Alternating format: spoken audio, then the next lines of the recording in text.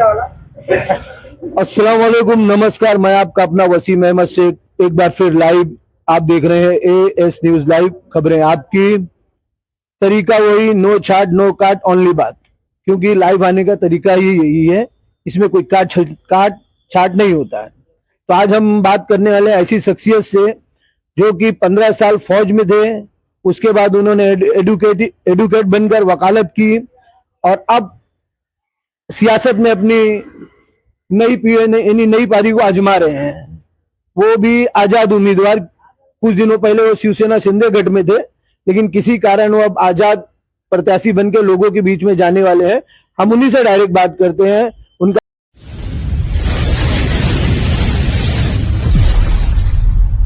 शक्ति news live खबरें आपकी का नाम है अशरफ खान।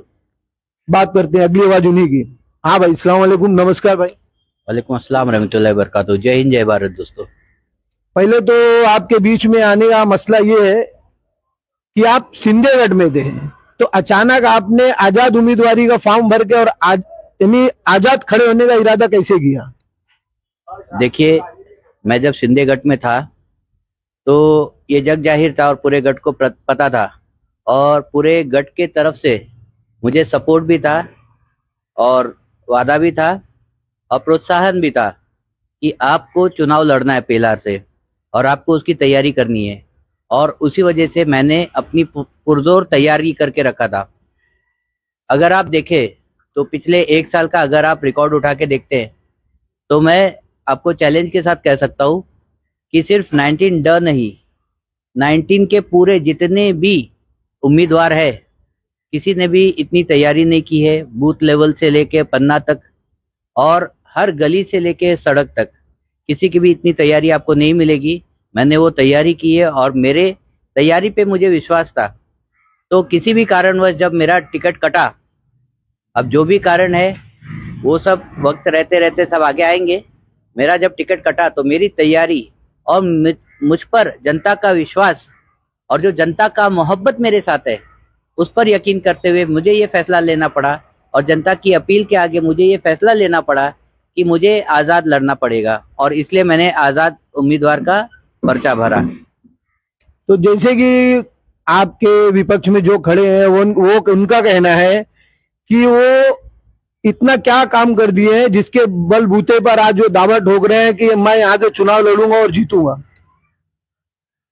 ये वो भी जानते हैं और उसका जवाब मैं नहीं, उनको जनता देगी कि मैंने क्या काम किया है।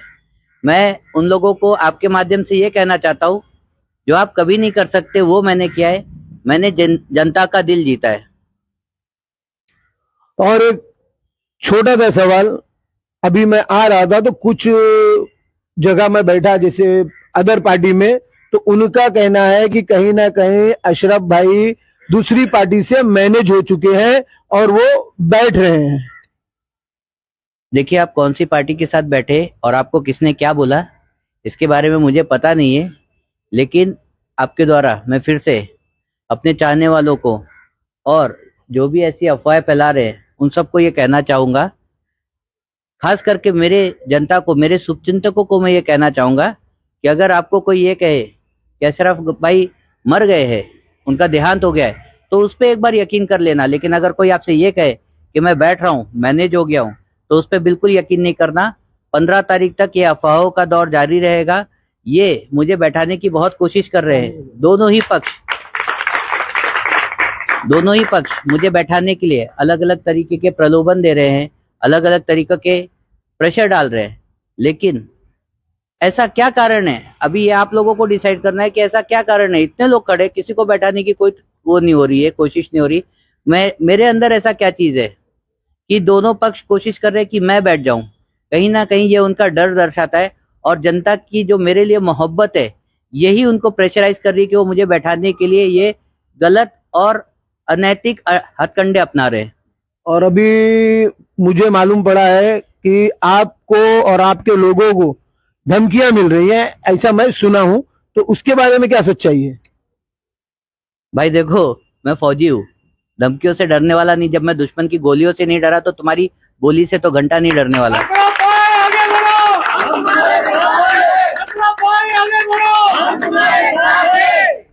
देखिए, धमकियों से डरते नहीं, ईमान वाले लोग हैं, जिस दिन मौत है उसी दिन आएगी, ठीक है। बाकी मेरे किसी साथी को अगर धमकी मिली है तो उसने अभी तक मुझे ऐसा बताया नहीं है, और अगर किसी को मिलती है तो आप बिंदास मुझे बताइएगा, उसके ऊपर प्रॉपर कानूनी कार्रवाई की जाएगी। ये थे, और मैं आपसे चाहूंगा कि एक बार आप लोगों से भी अपील करो कि आप कौन से चुनाव चिन्ह से लड़ रहे हो।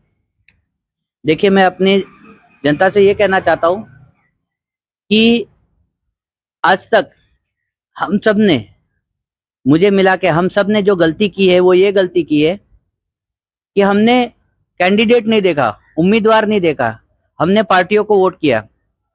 अगर जैसे मैं कांग्रेस का समर्थक हूं तो मैंने ये नहीं देखा कि कांग्रेस ने किसको टिकट दिया, मैंने गया पंजा ढूंढा और उस पर बटन दबाया। अगर मैं बीजेपी का समर्थक हूं तो मैंने ये नहीं देखा कि बीजेपी ने टिकट किसको दिया, मैंने गया कमल देखा और मैंने चिन्ह दबा दिया। मैं अगर एनसीपी का हूं तो मैंने घड़ी दबा दिया, शिवसेना हूं तो धनुष बाण या मशाल दबा दिया। और इसका जो नाजायज फायदा पार्टियों ने उठाया वो इस तरीके से उठाया कि उन्होंने जनता के काम करने वाले या जनता के पसंद के लोगों को टिकट नहीं दिया, उन्होंने अपने काम के या अपने पसंद के लोगों को टिकट दिया। अब राजनीतिक पार्टियों के पसंद के लोग कौन है? जो उनसे 15-20 लाख 25 लाख में टिकट खरीद सके और 50-60 लाख रुपए खर्चा करके इलेक्शन लड़ सके। आपको बताना चाहूंगा कि कई लोग यहाँ पे चैलेंज करते कि मैं 2 करोड़ रखा हूं, मैं 3 करोड़ रखा हूं। कोई चैलेंज करता, भाई हमारे साथ पूरी पार्टी है, साहब का हाथ है, वो अकेले क्या कर पाएंगे। तो मैं यही बताना चाहता हूं कि जो इंसान, आप लोगों को यही बताता हूं कि जो इंसान 25 लाख का टिकट खरीदेगा, 75 लाख रुपए 1 करोड़ रुपए खर्चा करके इलेक्शन लड़ेगा और जीत के आएगा। जिसने अपने घर के 1 करोड़ 1.25 करोड़ रुपए लगाए इलेक्शन जीतने में, वो जब जीत के आएगा तो वो क्या करेगा? पहले अपना जेब भरेगा। सबसे पहला काम वो वही करेगा कि वो सबसे पहले अपना जेब भरेगा। तो मैं आप लोगों से यही रिक्वेस्ट करता हूं, मैं ये नहीं कह रहा कि आप मुझको वोट कीजिए, मैं आपसे ये कह रहा हूं कि जब आप वोट करने जाए तो सारे लोगों की हिस्ट्री देखे, सारों का चरित्र देखे, चारों का बात करने का ढंग देखे, और जितने लोग खड़े हैं उन सभी के आप हिस्ट्री निकालिए। कौन, किसी के ऊपर रेप के चार्जेस मिलेंगे, किसी के ऊपर मर्डर के चार्जेस मिलेंगे, किसी के ऊपर वसूली के चार्जेस मिलेंगे, किसी के ऊपर एक्सटॉर्शन के चार्जेस मिलेंगे। मैं आपसे सिर्फ इतना अपील करता हूं, जो भी बंदा क्लीन इमेज का हो, जिसने लोगों की सेवा की हो, जिसने देश की सेवा की हो, जिसने जनता के लिए कुछ किया हो, भले वो किसी भी पार्टी का हो या किसी भी पार्टी से ना हो, इंक्लूडिंग मी, तो आप वो उस आदमी को पहचानिए और उसका बटन दबाइए। आपको आगे मैं ये कंटिन्यू करना चाहूंगा, जो भी मेरे दर्शक है, जो भी मेरी जनता है, मैं उनसे फिर से रिक्वेस्ट करना चाहूंगा कि इस बार मैं भी चुनाव लड़ रहा हूं, वसई विरार शहर महानगर पालिका का चुनाव लड़ रहा हूं, और इसमें मैं 19 से उम्मीदवार हूं। हर आदमी को 4 वोट करने का संधि मिलेगा। इस वक्त आप जब वोट करने जाएंगे तो वहां पे 4 मशीनें होंगी, A, B, C और D, अ, ब, क और ड। तो जो डी वाली मशीन है, ड वाली मशीन है, उसमें मेरा नाम होगा।